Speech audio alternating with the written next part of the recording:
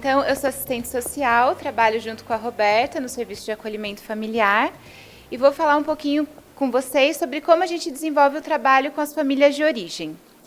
Assim que chega uma criança para o acolhimento, a gente já inicia a busca por essas famílias para melhor compreensão do caso e entender os motivos que levaram ao acolhimento.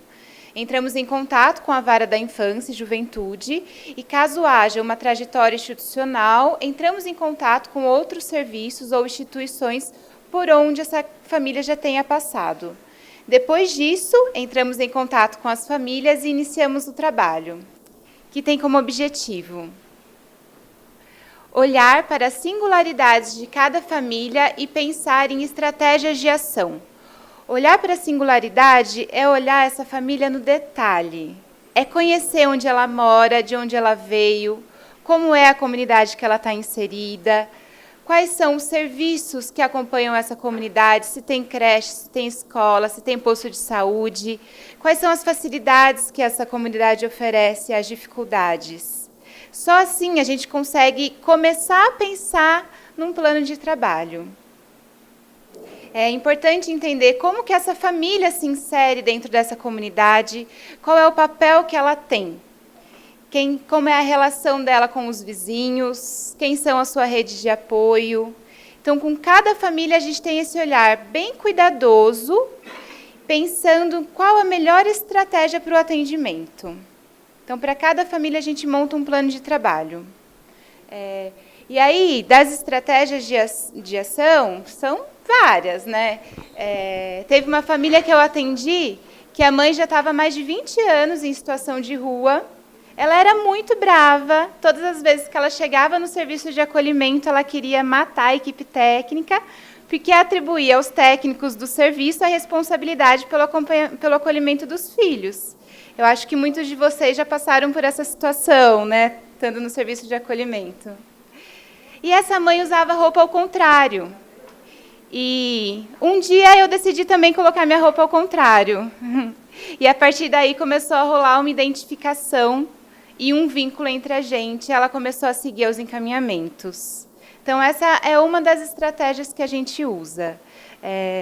Tem uma outra mãe, que a gente está acompanhando agora, que ela assiste uma novelinha que chama Coração Indomável. Não sei se alguém aqui já ouviu falar. Eu nunca tinha ouvido falar. É uma novelinha que passa no SBT. Então, eu comecei a pesquisar sobre a novela, assisti alguns capítulos, e antes de conversar com a mãe, eu dou uma atualizada lá, vejo o que aconteceu na novelinha. Então, sempre a gente inicia o atendimento falando de Coração Indomável. Então, essa é uma estratégia. Estou virando fã da novela. Então, a gente vai pensando em estratégias de acordo com a realidade daquela família, de uma forma que ela fique confortável e crie um vínculo com a gente. Só a partir daí, falando do Coração Indomável, ou falando de qualquer outra coisa, a gente consegue entender qual é a história dessa família e olhar para a sua trajetória. Junto com ela, construir estratégias que realmente funcionem. Estratégias que façam sentido para ela, não só para a gente que está no serviço, né? Todas as famílias, quando a gente monta um plano de trabalho, ele tem objetivos e prazos claros, que são muito compartilhados com a equipe, com a rede, com o fórum, e é feito pela família. Outro objetivo é garantir o acompanhamento das famílias, independentemente do encaminhamento do processo. Então, independentemente se a família vai ficar com a criança ou não, ela vai ter o mesmo acompanhamento de qualquer outra família. A gente apoia, mesmo que seja para promover uma despedida, todas as famílias são acompanhadas. Em alguns casos, logo no início do acompanhamento, a gente já identifica que vai ser impossível o retorno da criança. Mesmo assim, essa mãe precisa de um cuidado, até para poder romper com esse ciclo que muitas vezes se repete, porque ela não consegue se deparar com essas situações. Teve uma mãe que a gente acompanhou também, com um histórico bem grave de saúde mental. Já era o 7º filho dela. Ela estava em situação de rua, já tinha passado por todas as casas de acolhida aqui de São Paulo, e de todas ela era expulsa e não podia retornar. devido a conflito com outros internos, briga com funcionário, enfim. E aí esse garotinho chegou para o acolhimento e a gente foi em busca dessa mãe, nos deparamos com todo esse histórico e começamos o acompanhamento com ela. Reunimos a rede de serviço da saúde, da assistência, entendemos que era importante para ela ter uma vaga fixa em uma casa de acolhida, para ela não ficar toda hora rompendo com esses vínculos, e começamos a nos vincular com essa mãe. Então, no início, eu fazia várias visitas para ela. A gente saía para tomar sorvete, ia conversar na praça. Então, ela foi se vinculando conosco.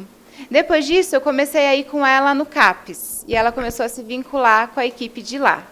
Até que chegou o momento que a gente entendeu que não teria mesmo como a criança retornar aos cuidados dela, não tinha vínculo com a família extensa. Ela conseguiu fazer uma cartinha para se despedir do bebê, e a gente colocou no álbum do Fazendo História. E ela fala que, diferente dos outros filhos, com esse ela sabe o que aconteceu. Porque ele não só sumiu do hospital, ela sabe que teve uma trajetória. Então, todas as vezes que a gente escrevia um relatório para o fórum, eu lia com ela. Ia para uma reunião de rede, que era para a discussão do caso, ela ia junto e ela também se posicionava. E isso foi muito importante, assim. Então, independente do se vai ficar com a criança ou não, as famílias precisam ter esse acompanhamento. Fortalecer os vínculos familiares, não só com a família de origem, mas também com a família extensa. Às vezes não é só lá a relação da mãe com o bebê, mas é a relação dessa mãe com a sua família. Entender quem são os irmãos, os tios, mãe, pai, avô, e reunir todo mundo para essa discussão. A comunidade, isso ajuda bastante, a gente monta a rede de apoio, não só com os serviços da assistência, mas também com as pessoas com quem essa família pode contar. Então, realizamos reuniões também com os vizinhos, com algum parente, e dizemos, essa criança está em acolhimento e essa mãe precisa de ajuda. E cada pessoa tem uma representação importante no encaminhamento do processo. E garantir que o afastamento seja uma medida excepcional e provisória. Acho que esse é o objetivo de todos nós aqui, que a criança possa retornar ao convívio familiar quando isso é possível, e que seja no menor tempo, né? Num tempo curto, que é melhor para a criança e para a família. A gente realiza o acolhimento dessas famílias e as entrevistas. Fazendo um levantamento dos dados, a gente monta uma linha do tempo com essa família, para ela poder entender como ela chegou, qual é a sua trajetória. As visitas domiciliares não é só para conhecer a casa dessa mãe, desse pai, seja quem for. É também para conhecer o bairro. Então, tem um dia que a gente vai para andar pelo bairro junto com ela e conhecer a associação de moradores, o posto de saúde, a escola, a creche, se tem alguma pracinha lá perto. Então, as visitas têm esse objetivo, não só conhecer a realidade da família, mas também a comunidade. Encaminhamentos assistidos. Não sei vocês, mas eu sempre tive muita dificuldade em dar um encaminhamento para essas famílias, porque muitas vezes elas não conseguiam ir sozinhas até o CREAS ou ao posto de saúde. Em alguns casos, é muito importante a gente pegar na mão e ir junto com essas mães, porque elas estão numa condição de tanta fragilidade que não conseguem fazer isso sozinhas. Então, geralmente, a gente vai junto e acompanha. E aí também vamos pensando em estratégia junto com os serviços. Teve um caso também que eu acompanhei, que era uma mãe com esquizofrenia e os avós da criança que cuidavam dela já bem idosos e com várias questões de saúde. E aí o avô que dava o remédio para a mãe. Só que ele se confundia e ele tinha pressão alta e ela esquizofrenia. Aí ele tomava o remédio dela e dava dele para ela. Era uma confusão. E a avó, que tinha diabetes e problema no coração, também tomava o remédio todo errado. E aí um dia eu fui junto com eles na consulta no posto, entendi como que era a receita, como que tinha que ser ministrado o remédio e fiz caixinhas. Então, o que era para tomar de manhã, a gente fez um sol, na hora do almoço um prato, à noite uma lua. E aí ele conseguiu se organizar e começar a dar a medicação direito. Então, essa é uma outra estratégia. Teve uma mãe também que eu acompanhei uma vez que... O médico, ela tinha depressão e tomava vários remédios, só que ela ia numa igreja E o pessoal lá da igreja dizia que ela tinha que parar o remédio. Então, um dia eu fui na igreja, acompanhei lá o culto, conversei com o pastor no final e pedi para ele junto comigo numa consulta médica da mãe. Então, daí foi eu, pastor, a mãe, para o posto de saúde. E aí eu pedi para o pastor contar para o médico por que ela não precisava do remédio e o médico contar o porquê que ela precisava. E aí, a partir daí, a gente saiu com um combinado de que ela ia ir diminuindo aos poucos a medicação, que não ia parar de uma vez.